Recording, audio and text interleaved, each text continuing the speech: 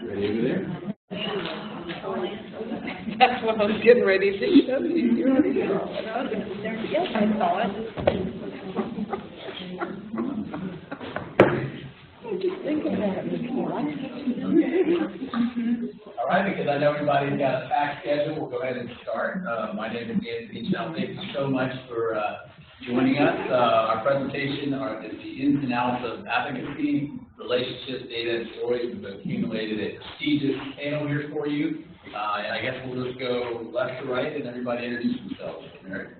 I'm Mary Abernathy. I'm currently an LIS student at UNCG. And in a previous part of my career, I spent 2 years working for now retired Senator Barbara Boxer from California. We're happy you've got an insider. I'm Emma Chow. I'm a student ambassador. I'm Alizdair, and I'm a student ambassador as well for Trip and Man. I'm Shepard. I'm state librarian.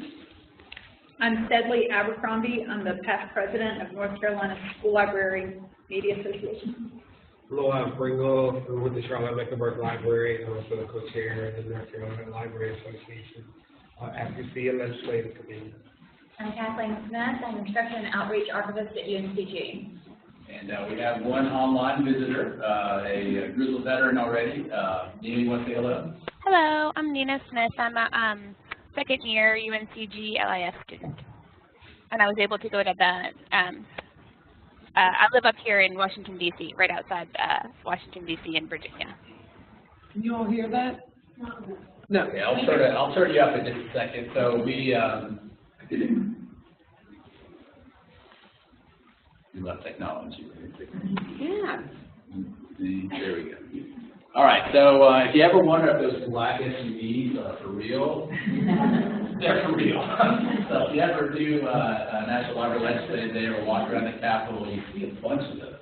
And you can see here some dignitary, I think, was going to be coming out of U.S. Capitol in a second. So what I'd like you to do is go to that link real fast, surveymonkey.com/r/NCLA 2017 Advocacy. I got 2 questions for you. I want you to answer. Now, the panelists as well, feel free to do that. And actually, I did not open the browser.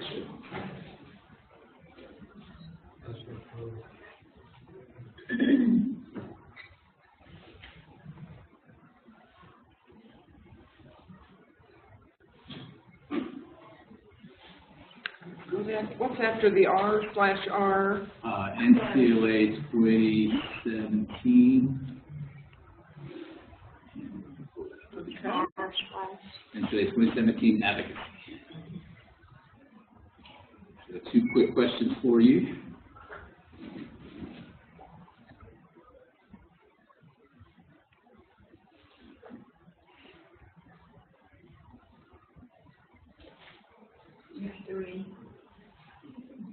Oh, you're right. 4. No. 4 is volunteer 4. Oh, it will, yeah, you say that. NCLA 2017 Advocacy. Yeah, I apologize. There it is. NCLA 2017 Advocacy.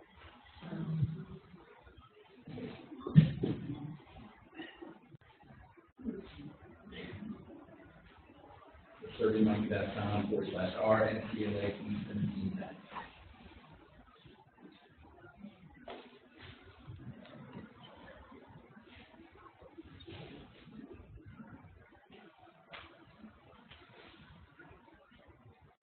Okay, and so the first question is values of libraries. Are they generally well understood?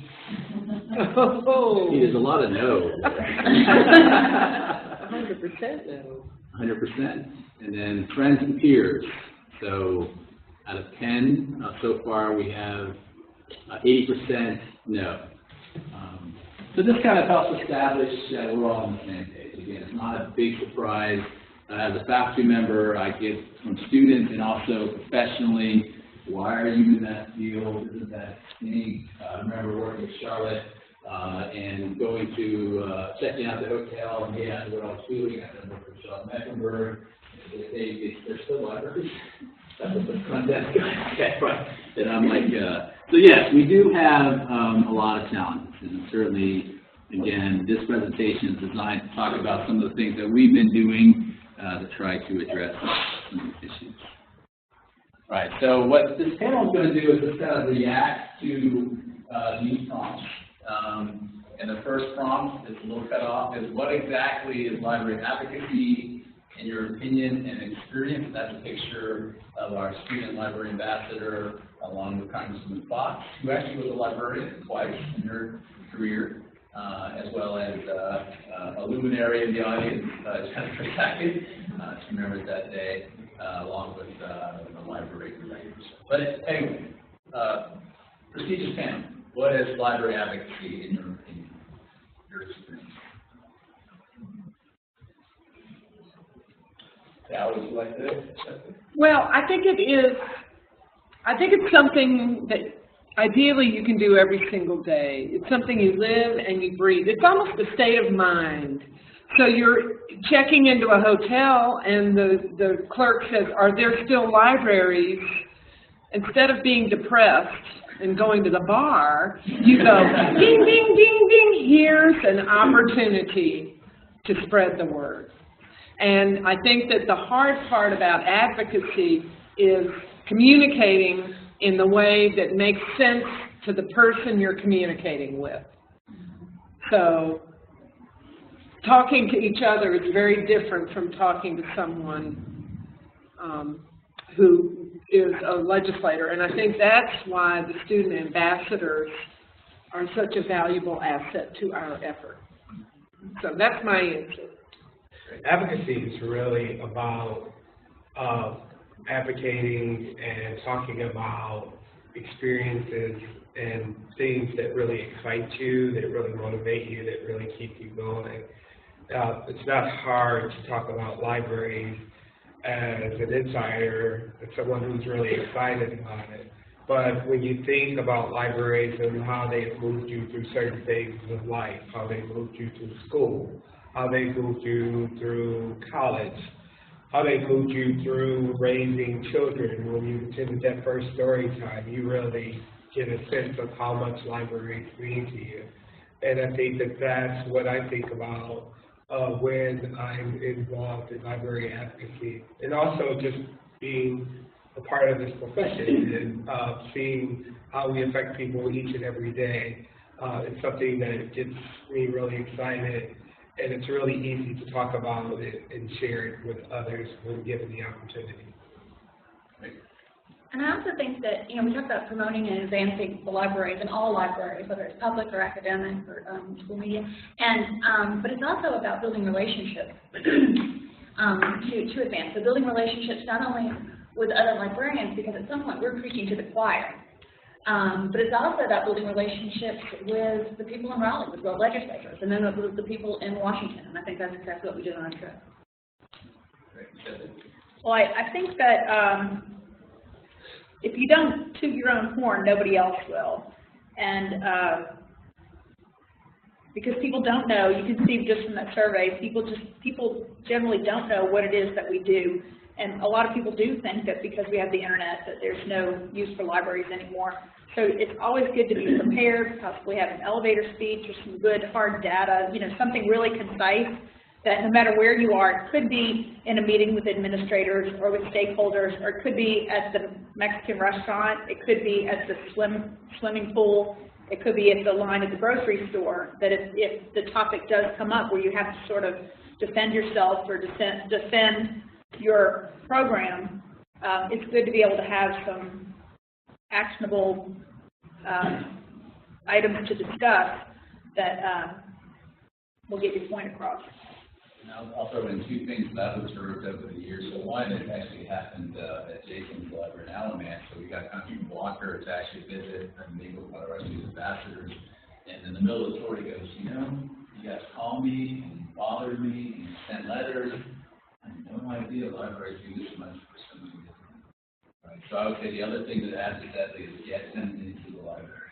They have to see it for themselves. It's one thing to yell at them and email them, and of course, but it's a different thing to see them. And then the other would be talking to a school library. We did a street clinic for a school library, and one of the parents had no idea our school library was so underfunded. I just assumed that a quality library was part of my kid's education, right? And so, and by the way, for school libraries, parents are really great advocates. So we stick that parent onto the principal, and they got a budget because the parent said, I'm sending my daughter to your school, I'm trusting that you're going to provide a good education. You're telling me that my school library doesn't have a budget. You're telling me that they're not buying award-winning books every year for my child's education. And I think that I can tell you from my experience, the public library that's in my little town has a larger book budget in 1 month than our school library across the street has in an entire year. So they generally fall behind with award-winning books and so forth. Exactly. Mary, what did you like? Just kind of echo that, like, the snippets you just shared, like, those sorts of stories are really helpful to connect. And I think it was yesterday in the opening keynote we heard about sharing our story better and having those boiled down versions that are easy and quick to present about why it's important and the local impact. It's about building relationships, both with people you're meeting with to talk about libraries, but in your community, and the more those relationships grow, they're going to become your advocates as well. I think there's just a lot of different ways you can do it, but having a really good way to tell your story and make it more personal is very effective. Very good. And our student ambassadors, please go ahead. I've got handouts here. I apologize. Go ahead. I would just spread the word and just like a little local community that still brings a lot. For example, like the NCLA Student Library Ambassador Program. So you submit an essay, if you get selected, you get to go and talk to the congressman about why you care about the library. The fact that that program by itself really helps spread the word about libraries. Just you tell one person about one thing, it will spread around to other people. And I think it's very important that everyone knows how important the library is. I agree with that as well. I think that making sure that people are aware of how important libraries are and that can be spread by word of mouth through programs like you talked about, I think that's really important. And you know, it has to be done with conversations, and like with my peers from the 9th grade or high school, it can be simple as, oh, I don't have internet at home, and I'm like, well, you can go to the library has internet, so you can use that for projects, and you can check out books there for your school projects, and I think it's really good. And the last thing I'll say on this slide is, so in my major class, we use the dancing guide as a management. You may have seen that at a conference before.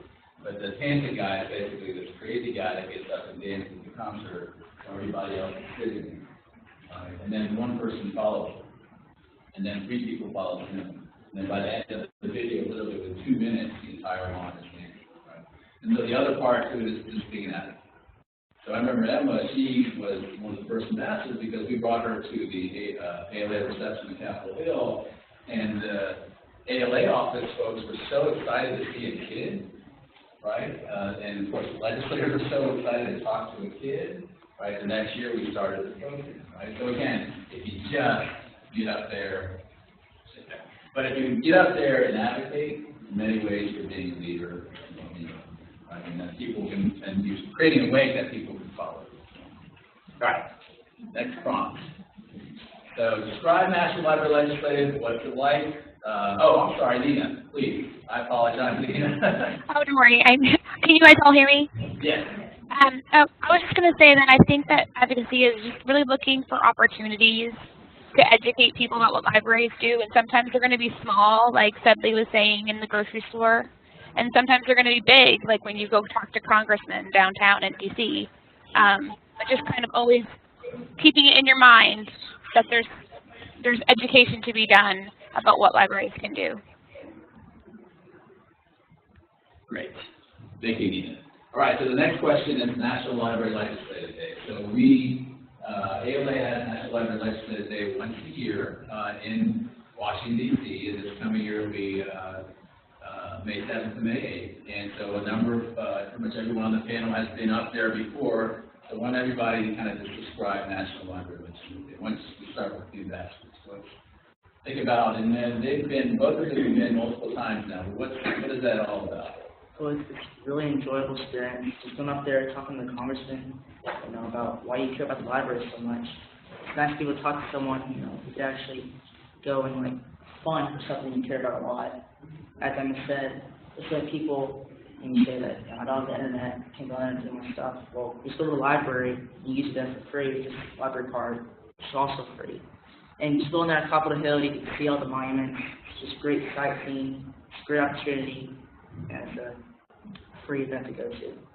Yeah, I want to brag on Alizdair. 3 years ago, we were meeting, I can't remember right, the person will not be named, but we were in one of those meetings where they didn't have time really much for us, so they held the meeting in the hallway, and we were talking to the legislator. You remember this person? We were talking to the legislative aide, and he was looking at us while he was kind of young, and he was clearly bored. And little old Alizdair, I think he was 10, maybe 11, he actually walked up to him and said, well, how library is important to you?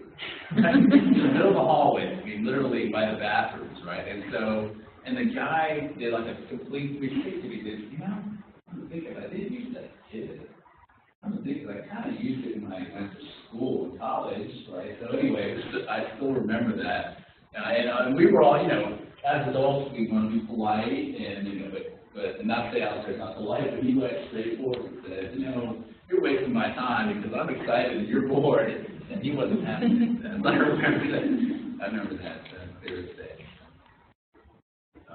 Chow, you want to? Well, I also want to call out some of our other advocates who are here in the audience, Alizdair's dad, but also Donna Staley, who is the chair of the Forsyth County Public Library Trustees, so a trustee member, and of course Jennifer Sackett, who was in the other picture. And what it is we try to be a Suzanne. Oh, and Suzanne. Oh, right. Suzanne. Yes. Who else have I forgotten? Oh, April's also been. Oh, right, right. So I'm going to stop introducing people now. but I like the team aspect because we sort of break up into smaller groups, and so you go and you have this intense period of talking, and then you have like an hour where you're waiting for your next appointment. But this past year, we sort of planned, and different people staked out different topics. So Forsyth has done a fabulous project about the homeless. So Donna honed her message to a well-oiled 3 minutes, wouldn't you say, Donna? And about homeless, about how the library took what LCA grant, wasn't it? Mm-hmm. And it was a complaint that they were receiving, and said we're going to, you know, address this, and have developed this fabulous program for homeless people. So then when we go to visit, we don't always get to talk about homeless people. So we're kind of crafting our messages based on who we're seeing and what they're interested in, and it's great. Even the kids and the adults, we don't get to talk at every one, but we all know what we're going to talk about if it seems pertinent. Because you can look up their profiles. Mm-hmm. So we're doing a little bit of research before they go in, find out which committees that they sit on, mm-hmm. you know, if they have young children, those kinds of things. You can, like you said, craft your message and, you know, find something that might resonate with them. Neil? I would say to add, the whole atmosphere of National Library Legislative Day is pretty exciting. It's one of the rare chances that I feel that you get a chance to be a part of the democratic process, and that you're actually visiting different legislators that have the power to fund or defund our institutions. So it's really great walking through the halls of Congress, even hanging out in the cafeteria area, and seeing all of these congressional leaders that you really only see from afar. But it's also a great chance to really focus on telling these folks why libraries are important, and really hearing their stories about what libraries have meant to them, and hoping that it results in funding for us, and also results in future advocates for us in Congress. So that's really the exciting part of being a part of NLLD and being on Capitol Hill. And Mario, would you say NLLD is with us? Yeah, I would really echo what you said about being prepared and knowing who you're meeting with and knowing the relevant committees and maybe what they have done or not done on the issue ahead of time. That's incredibly helpful. And I like how you broke things up into people's areas of interest or if you're passionate about something, that's going to come through in the meeting. And so if you have a success story or a need in your community that you're really passionate about sharing, that'll come through. And so being prepared is really very helpful, and honestly kind of makes you stand out a lot, because these national legislative days can be really, from the staff perspective, really overwhelming. You have a lot of back-to-back meetings, and on the Senate side, it's a statewide thing. You get people from all over the state, and you know, I've had my shared meetings with people looking in with the handout and just left, and you know, they left their materials and I review them, but it's much more convincing and empowering for you if you come in and really tell your story passionately and know your facts ahead of time. And I just wanted to share that Mary had put together that was from her perspective, and that's from the state perspective. So, and I think very helpful.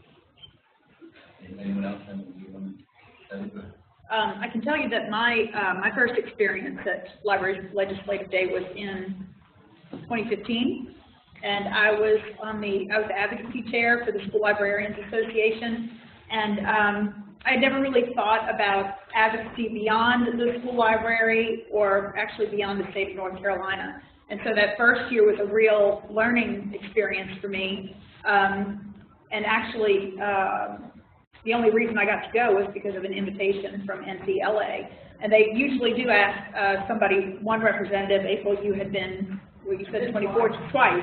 In 2014, and it was really a neat experience. The next year, I got to go the next year, but then I really, rather than just sitting and sort of taking it all in, I really had a better idea of what it was all about. Jennifer told me, she said it's like a craft. It takes years to really get good at it. And I went again this past year, and the first year I went more or less as a guest. The second year, I really felt like I was more of an advocate for my profession. The third year, we asked for, we created a line item in our budget, and so now we're paying for two people, two school librarians, and this year, since we break up into 4 groups, we're going to pay for 4 school librarians. Wow. And so we took something that, it was like, okay, well, here's $100 to fund your trip, to where now we put a line item in there so we can make sure that there's a school librarian in each of those meetings. And so Bitsy will be bringing 3 people with her this year.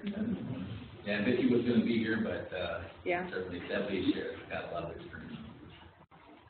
Anyone else? So this was my first year that going, and it was really amazing. And I just kind of hooked along, and I kind of felt like I was moving into the front line of advocacy, which is really interesting. I think it's easy to be an armchair, quarterback. But then at some point, something will snap, and you're like, I want to get more involved, and that's what I did. And I was in Cal's group, and just watching Cal work was an amazing experience. It was just great. And I can understand how you kind of have to kind of slowly build up to it. But really just seeing how people responded, and I think the student ambassadors were just great icebreakers, as Angie was saying. But also that, they're all different, and some folks were really willing to talk to us. Some people sent their aides out, and that's as far as you get. But then some people really sat down with us and talked turkey about what we were going to have to do to really get the best results. And I thought that was David really Price? Absolutely. Yeah. He just sat down with us and said, okay, this is what's happening. I'm going to be very realistic with you, and this is what you can really do to help. And that was extremely helpful. So that was great. Nina, do you have any comments? This was Nina's first trip as well. And by the way, a funny story is she dressed so well, people thought she was that. Yeah, that was kind of a highlight. I felt pretty cool when. No, I was in LaJuan's group, and I learned a lot from LaJuan and MJ. Just having really.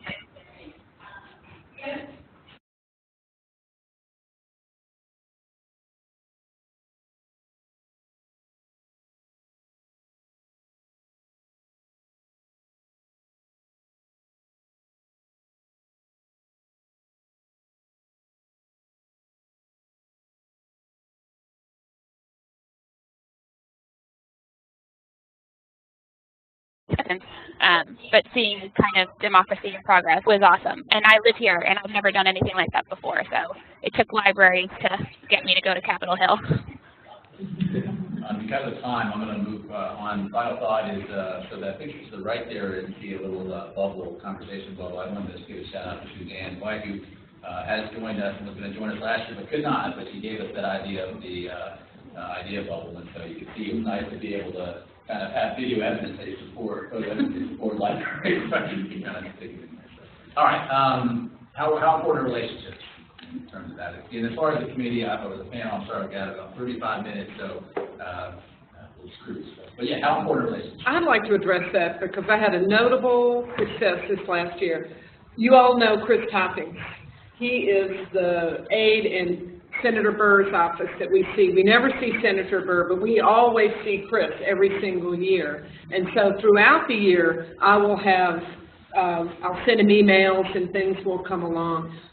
Senator Burr is a big supporter of IMLS, the Institute of Museum and Library Services, which is that federal program that provides states with money for libraries. The whole program is up for reauthorization this year. It has to be reauthorized every so often. My phone rang at work one day, and I picked it up, and it was Chris Topping. And he said, Cal, the senator is getting ready to consider the IMLS reauthorization legislation. What do you want to see? That, to me, is a total success story when they're reaching out to you and saying, what do you want in library legislation? That is how important I think relationships are. And he knew the call and gather contact. Yeah. That all can be. That's great. Mary, what do you think about relationships? I absolutely agree. Following up, those meetings are great, and it's a great way that can just be the beginning.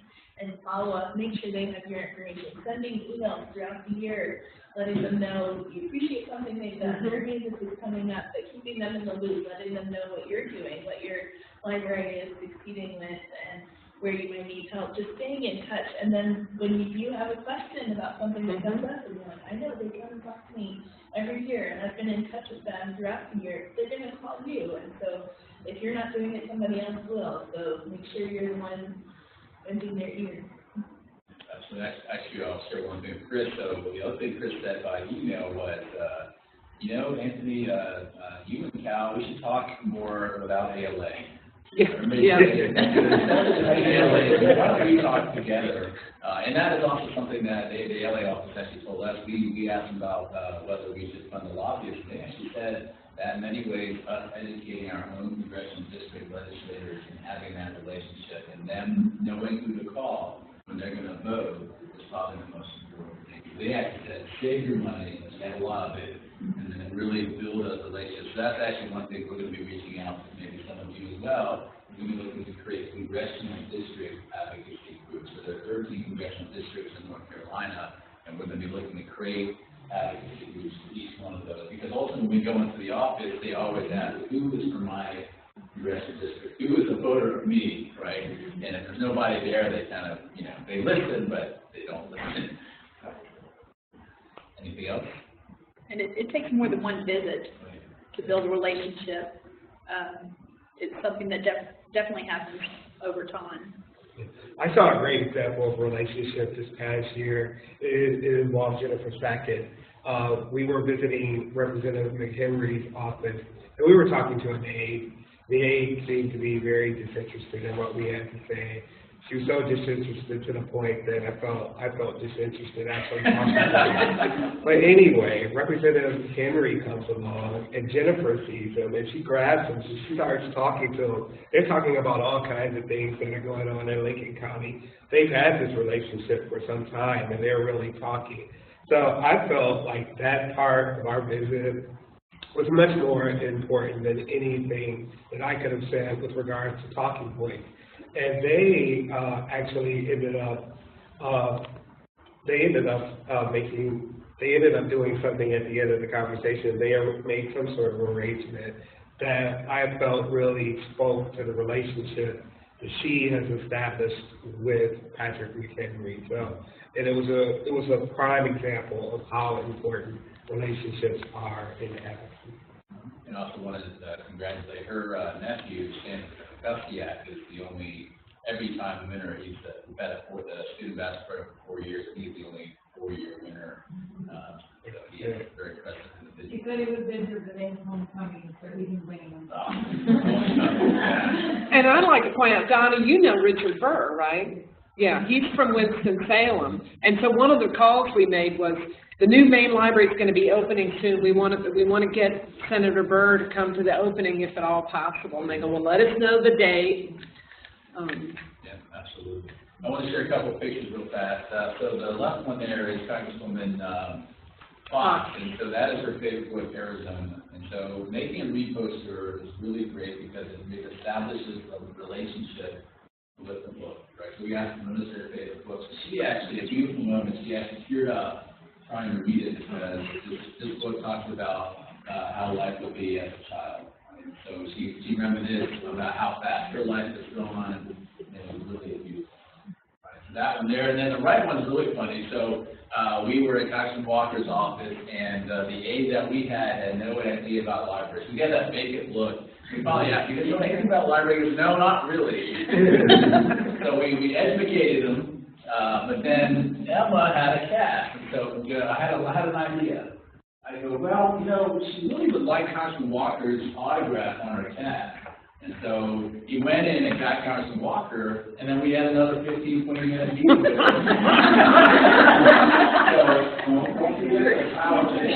And the break was purely accidental, right? Break something, right? All right, data and storage. So there are also data. So let's talk about data. That's the less fun one, but are some legislators, do they like data? So Mary, what do you think? Do they want to see data?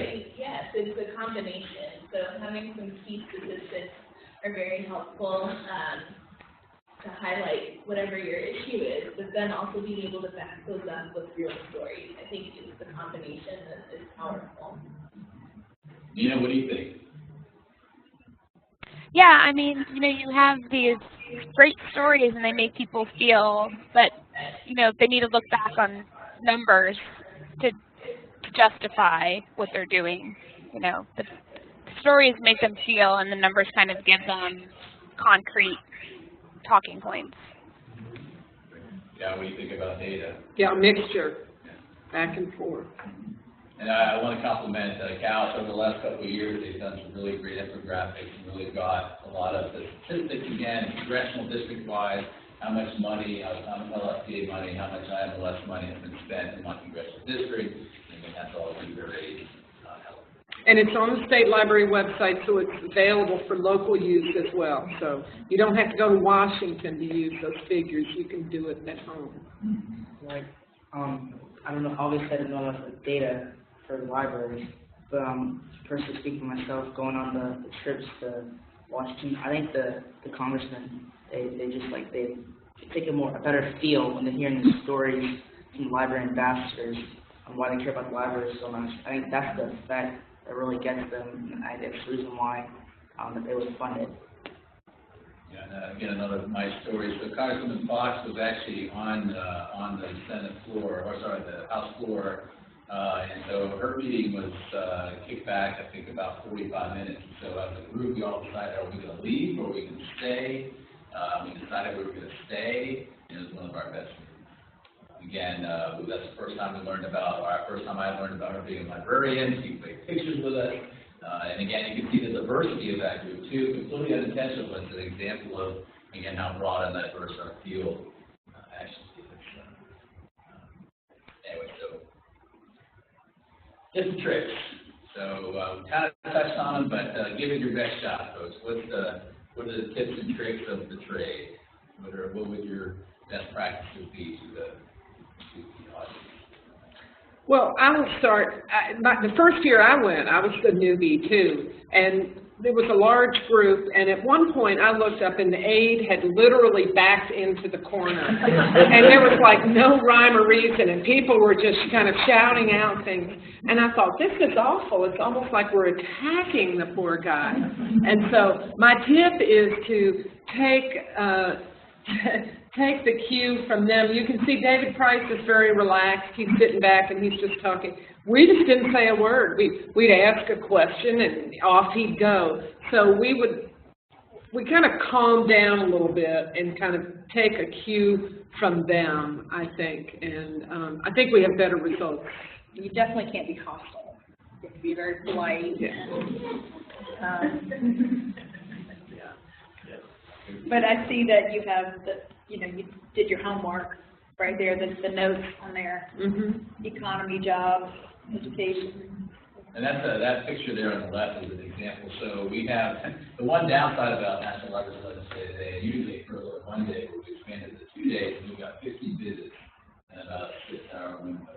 So it's crazy. So that's why we ended up having 14, because what I've learned about scheduling, this is a tip, you have to work with their schedule. Right? You can't give them a 2-hour window and forget about it. It is, okay, you have 16 hours to work with any time, and within those periods of time, can you give us 15 to 30 minutes, and that's how you get it. Yes. But otherwise, forget about it. It's got to be pretty wide open. So you can see that schedule, because it really is a logistical feat to pull off that many meetings.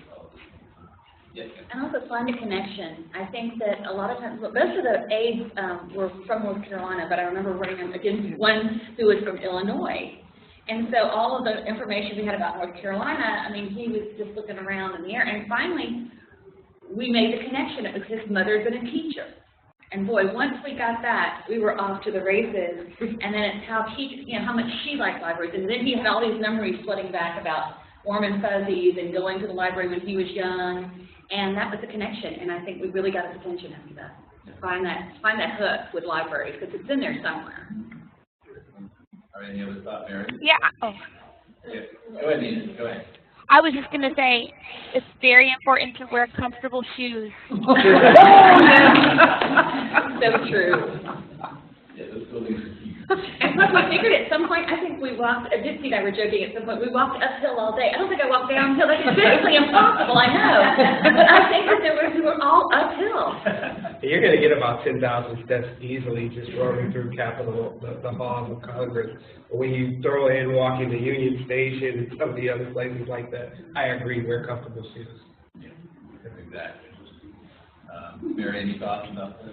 Everything that Stu said is great suggestions. I would add be flexible. I mean, let's both happen and we get called away from the office, and being polite goes a really long way. A lot of people come in grumpy and they just want to yell at somebody, and whether it's usually the aide, not the representative, but being polite and presenting your case and making those connections right after that will get them kind of connected to you. But flexibility is also important. Yeah, we've also learned that data and stories it depends, right? So some on both, some on rather stories, some rather have data. So as an instructor, what we've learned with multiple learning styles is diversity, right? So diversity of communication, diversity of information. I'm not sure which one's going to register, but I think that something will probably register, but it should be pretty good. Yeah, and just one more thing, don't be intimidated. Yeah. A lot of people come in really intimidated here on Capitol. They don't need big offices, but if you're passionate about what you're there to talk about, that's what's important, and that's going to come through. So just don't be. And also add too, when we see a call out, or you can see it coming up probably in spring for a lot of the issues, those type of communications, you're probably not going to talk to anyone. Or you may talk to but you're probably not going to talk to the representative themselves. In other words, there are different types of advocacy. Those kind of advocacies are checklists. That you just call, they have a checklist, right? And they'll actually tell us at the end too. So when you do receive those calls, don't be intimidated again, because you're probably not going to talk to anyone. You may be talking to a voicemail, but it's a check, right? It's a check. That's what they really mean, is just a check. It could very well be, please ask so-and-so to support LSD and IMLS. Thank you very much. Check. Right, so that's what we need. And again, the good news is social media and everything else. You don't even have to call anymore. You can email, tweet, whatever. All right, so we have 2 more prompts, and we're doing good. We've got 20 minutes, so we can take our time. This is a good one. This will be a meeting one. Do decision makers in general really understand what libraries do? Yeah. I don't think so. I mean, one thing we hear a lot is, we say, do you use your library? And we hear, well, my wife gets her romance novels at the public library, and yeah, I used to use it back in junior high. So we're talking about people who really generally don't know what a modern library does. They're thinking books, their childhood library. And that's a big hurdle. And I'll say, I think one of the reasons why the student ambassadors are so important is because they think that libraries aren't necessary. And these guys prove that, yes, it is, for me to do my homework. And I love it when a student ambassador says, I want my kids to be able to go to the library. And that's like, oh, yeah, okay, these things need to be around for a little bit longer. But I would say no. I did find one aide that actually used the Library of Congress, and they have, it's not an interlibrary loan, but they can go online and order books and they get delivered. But I found one out of all the people that use the library. And I do think that one of the unintended consequences of bringing the student library ambassadors is that we bring their parents, and their parents are established voters and citizens who don't necessarily have a professional stake in librarianship, but understand the importance of libraries and librarians. So I think having the student ambassadors come along with their parents, really helps decision makers kind of get a feel of what their citizens are seeing.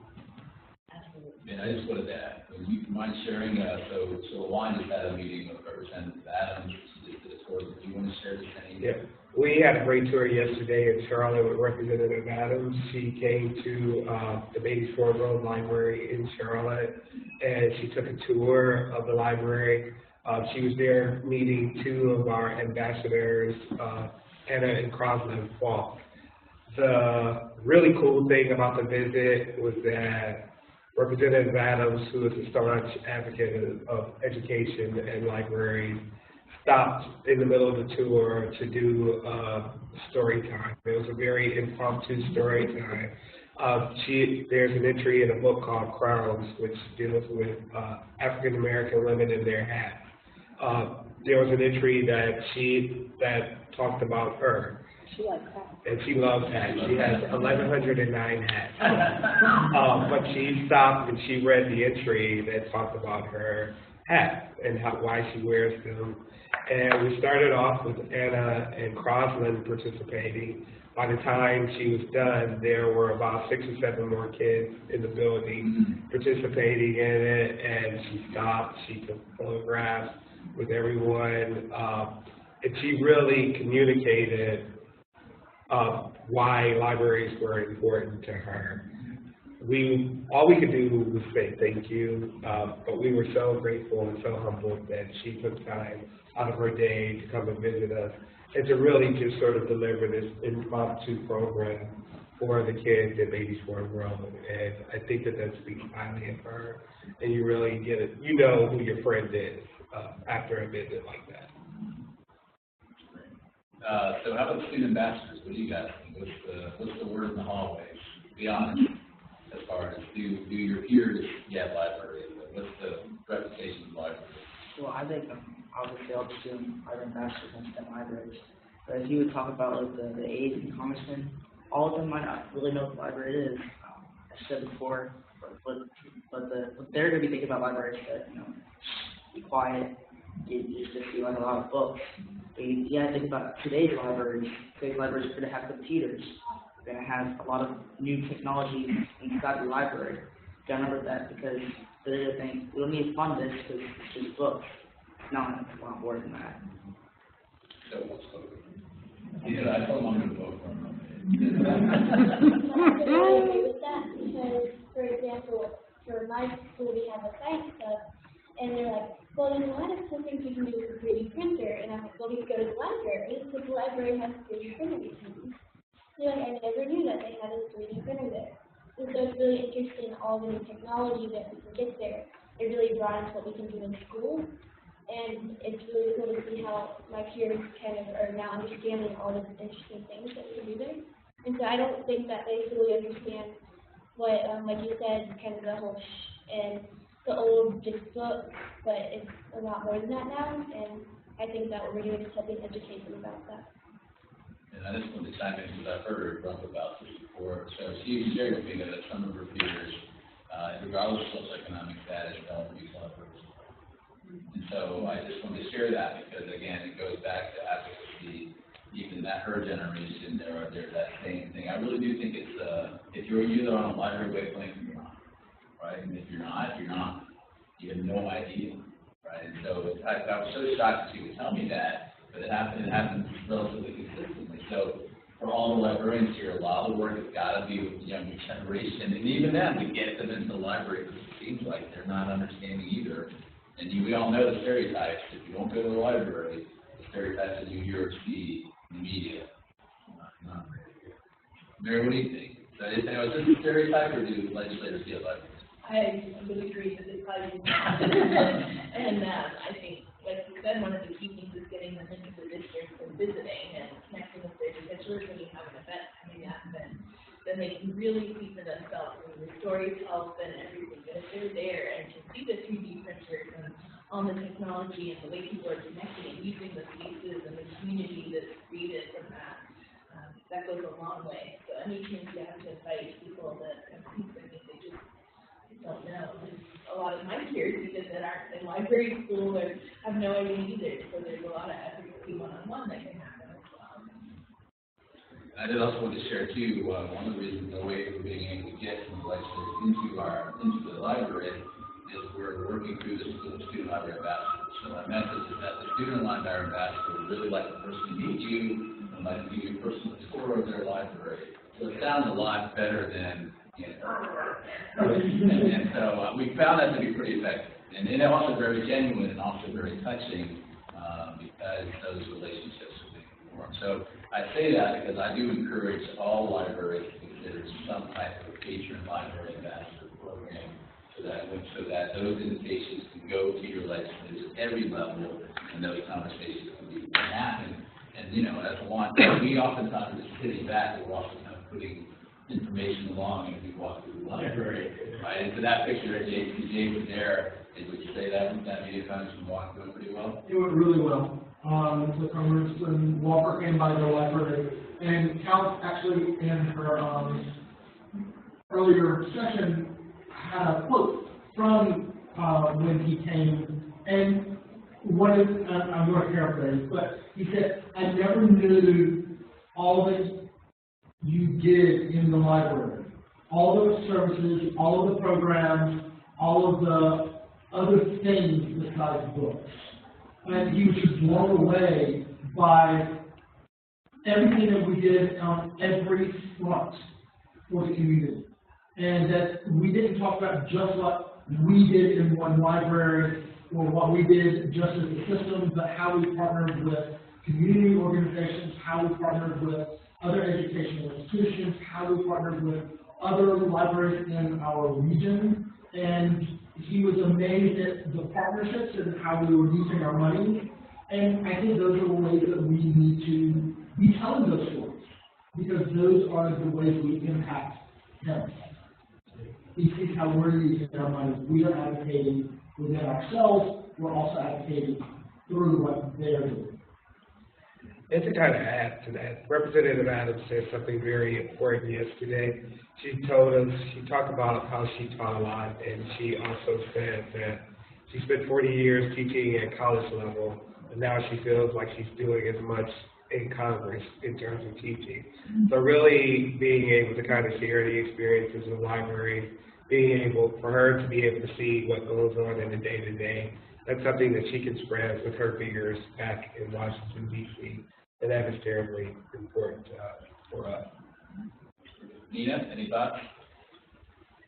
I mean, you could tell that a lot of the people we started to talk to didn't understand what libraries do. And then by the time we left, they did. We were able to tell them, face to face. So I guess it's just really getting word out and telling stories. But yeah, I would say they probably don't. And I would add to having had the privilege of talking to a lot of leaders in a lot of different community organizations that do basically that look of Right? Why are we, and I'm not saying that they're saying that for sure, but I get that look a lot. So I do think that not being there, not using libraries, in fact, and I'm not going to say, but an example of a recent county leadership exchange was a particular director really thought that the new county manager should be very supportive because he and his family are strong library users. But what they found is that the only thing they understood was how they used the library, and they had no idea that it did so much more. Interesting. So the assumption would be this is a strong library user, so they get libraries, right? This person didn't get libraries. All they got was how they use the library. So again, keep that in mind too. It's quite interesting. It's like the perspective is based on oftentimes either you don't use it at all or even narrow how you use it. And I have to say, with a picture here, so Donna, I remember when Donna and I were talking about her going up, the most amusing thing of our conversation was that Senator Byrd to the left, she calls him Richard. and so I love the fact that she knows him well enough to call him by his first name. And of course, Senator Byrd wants to have his picture made with her, just her, on the steps of the U.S. Capitol. So again, those kind of relationships, and that's just quite. Don, do you want to say anything about that? I'd like to say that I think it's very important to know your representatives before you would go to Washington or to Raleigh. I think that's very important because when we were talking, and he was a new grandfather, and I started talking about the new library would be open, and we would hope that his little granddaughter would be taking advantage of what's offered for the children. And that just opens up the world. I want to be going to college. And I think it's really important to know your representatives and know them well and let them know what the library is doing. And if there's been any funding from federal or state sources, that you thank them for supporting that. It's keeping it in fun. Exactly. And real fast, we'll go before we get in that last question. The other great thing about bringing luminaries into your library is that you bring a lot of other community leaders with you. So that in this tour, they were not only educating the Congress, but they were also educating county commissioners, the mayor, all sorts of other things too. So it's a draw. In other words, it's a draw to some of the other community leaders that get educated at the same time. So we had a big, broad following Congressman Walker and a lot of great conversations. Okay, so the final question is, I'm unsure how to start. How would we recommend they get started? So what are some thoughts about just getting started, building that advocacy experience? Well, I would say just start by going to your local library a lot. Just getting involved with the local people. Just build your way up to be able to go to an event like this, speak to a high speaker, on your local library. Just getting involved with who you know, and then eventually involved with people that you know about. Mary? That's a great idea. Connecting with your organization. So NCLA has an advocacy aspect, so does the ALA nationally. So tapping in, you can sign up for email lists and find out what's going on in Congress. That's a great way to kind of get your foot in the door and know what's coming up. Making those phone calls, sending those emails. There's trips like this to participate in, taking advantage of that. But knowing your library is also really important to making sure you can advocate for it. I love the power of social media, and I think that if you haven't embraced that yet, that Facebook and Instagram and Twitter are awesome ways to engage with different groups of stakeholders. And then the other thing I really like are infographics, whether a monthly report or an annual report, and those can be done in all libraries, but those also can be printed and put on your door or shared through social media. And I think that an infographic has got great, you can grab people with some simple facts and data. I'm just going to steal what Cal said earlier. Start with your own networks. When somebody asks you, what do librarians do, start talking about what librarians do. Talk about the technology classes that you offer. Talk about the instruction that you provide to classes throughout colleges and campuses. Talk about like the story times and the other things that you bring to the community. Those conversations can start right at home. I've had several of them with family members, and that in and of itself really brings about a lot of advocacy. I think I agree, and I think the important word here is to start somehow. I think one of our biggest challenges is complacency. You know, we've had some good votes lately. You know, we've funded Alizdair and us, but this is for a couple of years. And I think one thing that David Price let us know is this is pretty temporary. In a couple of years, we're going to have a bigger challenge. So it's not the time to be complacent. Whether you get an email saying, please write your representative, write your congressman, do it. Or if it's a matter of retweeting something that's on social media, we can all play an important part in this, and I think it's time. I mean, I'd absolutely agree with that, just getting involved and knowing your library. But also social media is great as well, because I follow a lot of librarians on things like Instagram and Twitter and Facebook. And so you can stay up to date by looking at what they post, and you can repost things as well, and that way your friends can see it, and your peers and people you work with, and that way they can get more involved in it as well, and then you can kind of become an advocate by doing that. Nina? I would say that even if it seems scary, like Kathleen was saying, just start, just do it, even if it's not something you're comfortable doing, like talking in front of a room full of people. Like, I don't really feel comfortable, but sometimes you just have to do it. You just have to decide that it's important enough, and it is. So just doing it and starting, even through fear. So again, I want to thank you for joining us. A couple thoughts that I had. So remember again the telephone calls and the tally. And remember that if you could just do a little bit when we come calling in, or obviously when you're doing it yourself, what would happen if their tally has only a couple of calls? What impact would that have on their perception of how libraries are? So don't underestimate just that one call. We want that tally sheet filled up, right? Filled up. The other thing I would say is, yeah, I mean, in the end, it is about your passion and your patrons' passions for the library. I was mentioning to Suzanne, when I do needs assessment for strategic planning, I have a legitimate needs assessment. If one day we hear in the community that libraries are important, then so be it.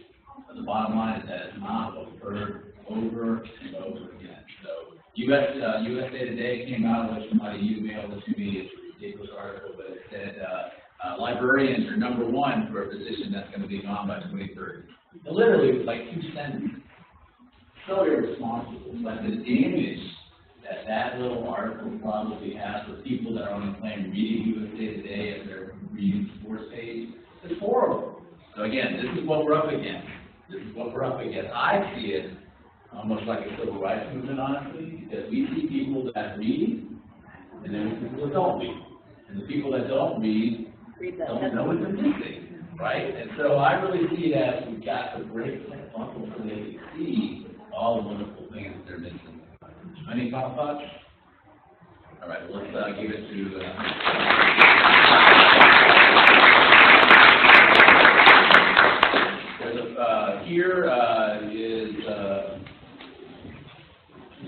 I have on the final question, I apologize. The final question is if anybody wants to join the advocacy committee, anybody wants more information about us or what we're doing, please fill that out.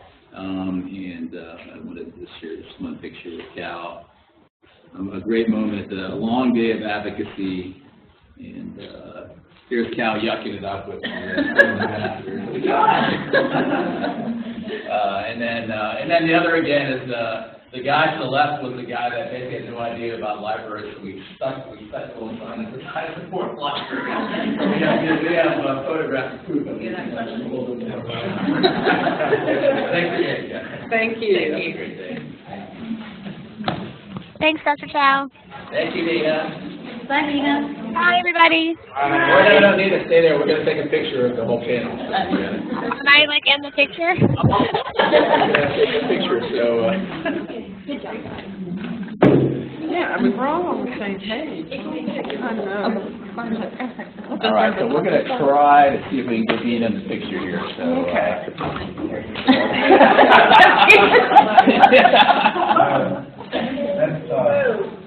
we're going to try one with Nina and then one without, because we're looking right at the projector. So, yeah, shut up, hang out over here. Yeah, stay right there.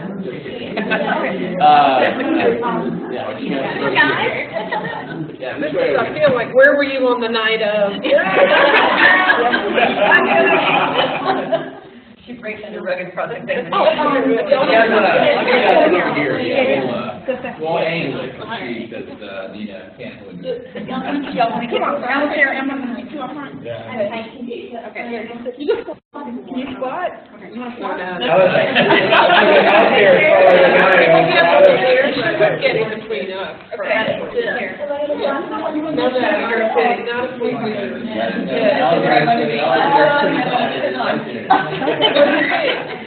Oh, okay, let me try that. Okay. Hold on, let me get spaces first, then I can get it back right. Okay, one. Remember, Nina's up there.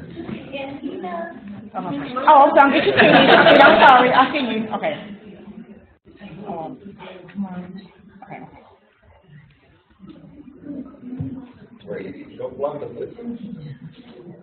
I'm trying to get. Okay, then let me get it from here.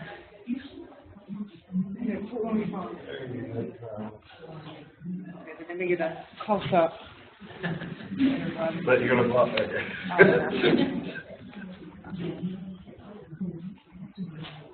I'm all right. I'm sorry. I'm supposed to figure out.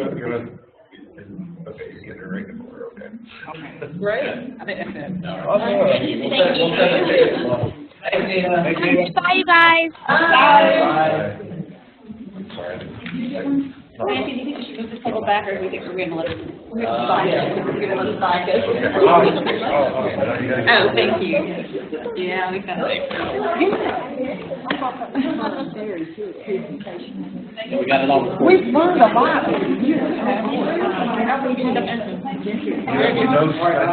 Bye. Great to see you, Shedley.